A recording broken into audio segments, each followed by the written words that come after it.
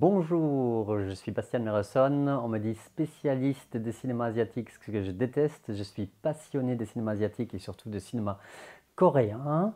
Je suis programmateur dans une douzaine de festivals. J'ai écrit une douzaine d'ouvrages collectifs, donc avec différents auteurs, toujours autour de la thématique du cinéma asiatique. Et puis, j'ai écrit un petit ouvrage d'1 kg 380 grammes qui s'appelle Hollywood, le cinéma coréen, la première monographie au monde du cinéma, de l'histoire du cinéma coréen de 1903 à 2023.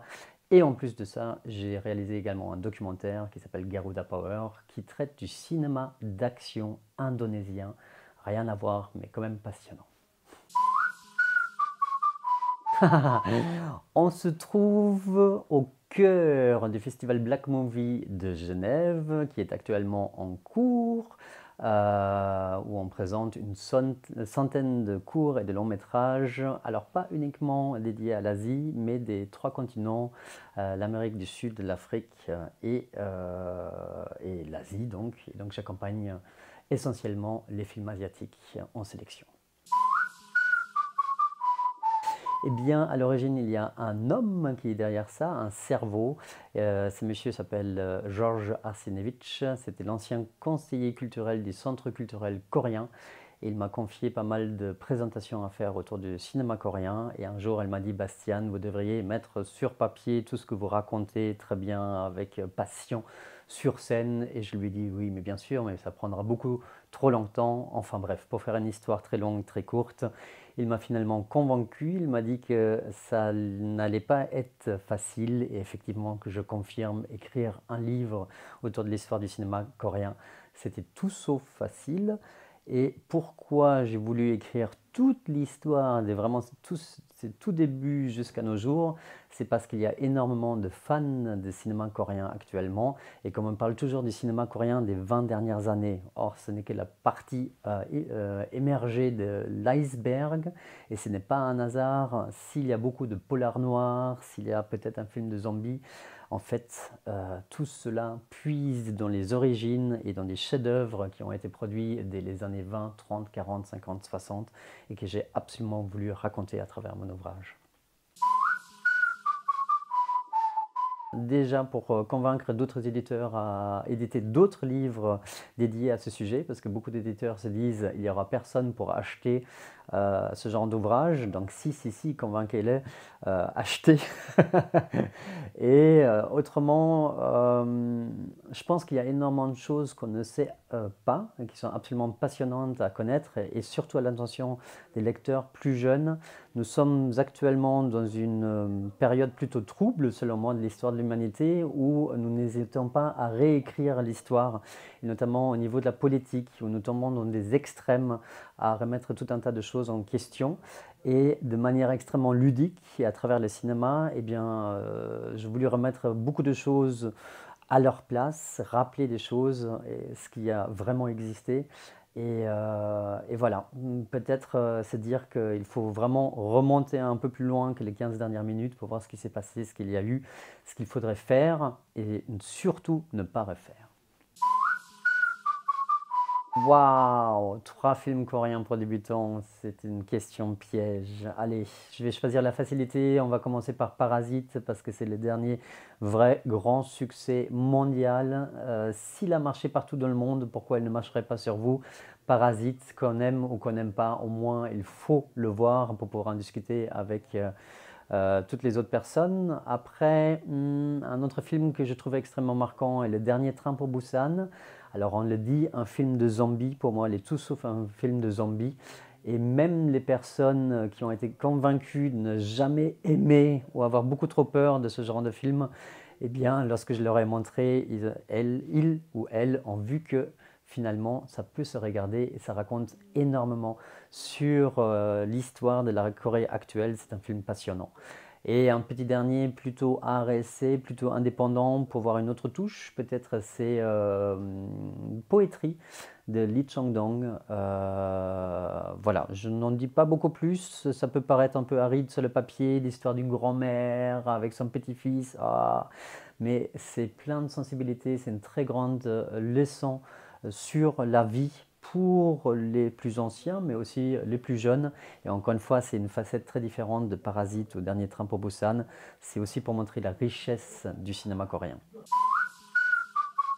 5 films à voir, hein, c'est le plus de 8000 films produits de tout temps. Là encore, c'est une question piège, c'est affreux. Ah là là là là là là. Eh bien, je vais tricher un tout petit peu. Je pense que pour débutants comme pour plus confirmés, il faut vraiment passer en revue les filmographies de Bong Joon-ho. C'est un réalisateur qui a fait donc Parasite, mais qui a fait aussi Memories of Murder, The Host, Okja, Le Transperce-Neige. C'est des films foncièrement différents, mais avec des thématiques récurrentes. Et vraiment, on y trouve des choses pour tous les goûts, en fait. Voilà, pour moi, c'est l'un des plus grands réalisateurs contemporains. La réputation n'est pas du tout divulguée. Divulguée? Non. C'est une bonne réputation, voilà. Les limites de mon vocabulaire. Ensuite, Park Chan-wook, évidemment, parce qu'il est cité par énormément de fans. Faites-vous votre propre opinion. Si vous n'avez pas encore vu Old Boy, si vous n'avez pas vu Mademoiselle, Decision to Leave, GSA, c'était très très très très grand film. Moi, je suis beaucoup moins sensible et ça peut peut-être provoquer des hurlements, mais voilà, c'est mon opinion. Mais ça n'empêche pas de le recommander parce que je sais que ces films vont plaire à beaucoup de monde. Et le dernier, c'est Kim Ji-woon. Alors là, on tombe dans un cinéma dit plutôt commercial. Il change de genre comme de chemise. Il a fait de la comédie, des films d'horreur, des thrillers, l'adaptation d'un animé.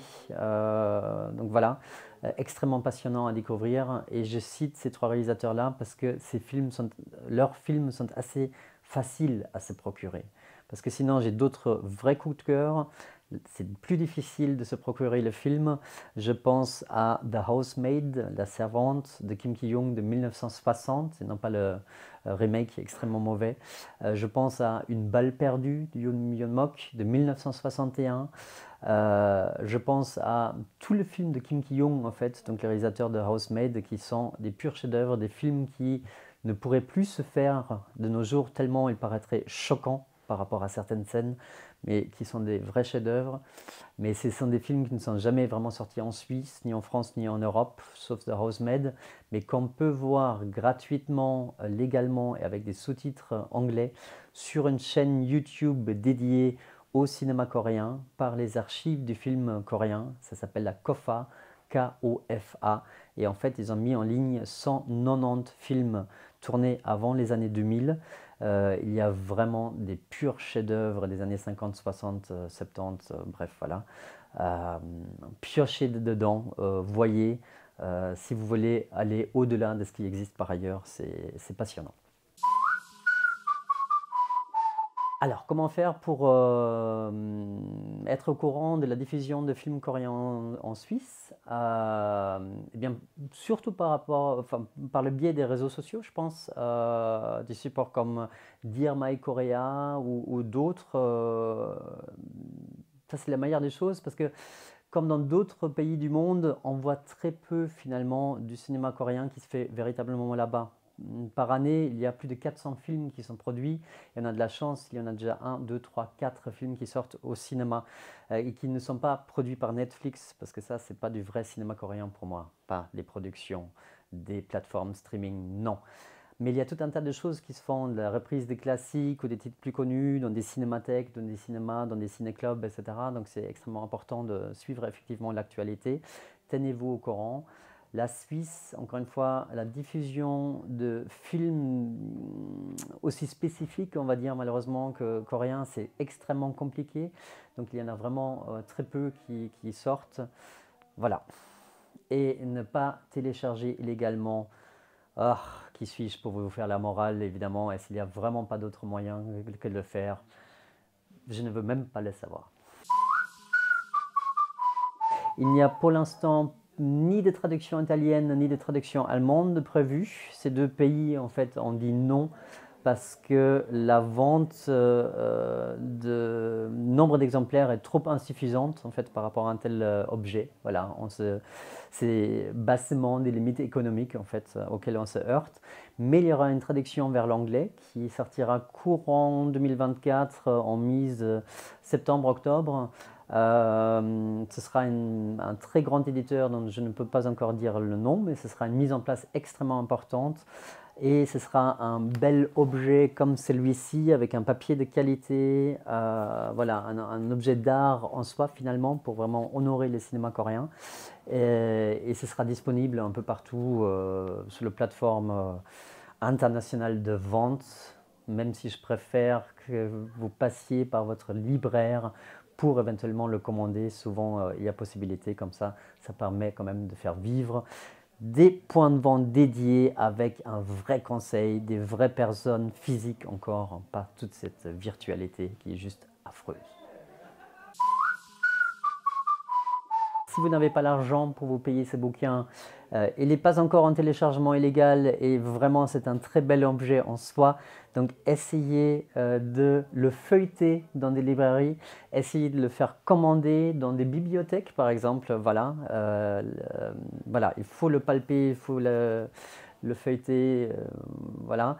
J'ai voulu faire un ouvrage qui s'adresse autant aux cinéphiles qu'aux débutants, ce qui ne veut absolument rien dire. Vous pouvez le lire de A à Z dans l'ordre chronologique ou par chapitre thématique, le western d'abord, les films d'arts martiaux, les polars noirs, les comédies romantiques. À chaque fois, je dresse l'historique de ces genres. En fait, on comprend tout à fait bien. Et je fais en sorte de vous donner l'envie aussi de lire tout le reste. Voilà, mais c'est pas bien compliqué. Vous faites à votre rythme, comme vous le voulez. Appropriez-vous ce bouquin et surtout faites-moi un retour. Je suis un peu sur les réseaux sociaux. Ça me ferait hyper plaisir parce que je suis loin d'être la science infuse. Il y aura encore plein de choses à dire. Partageons, débattons, discutons. C'est ça le plus important. 감사합니다.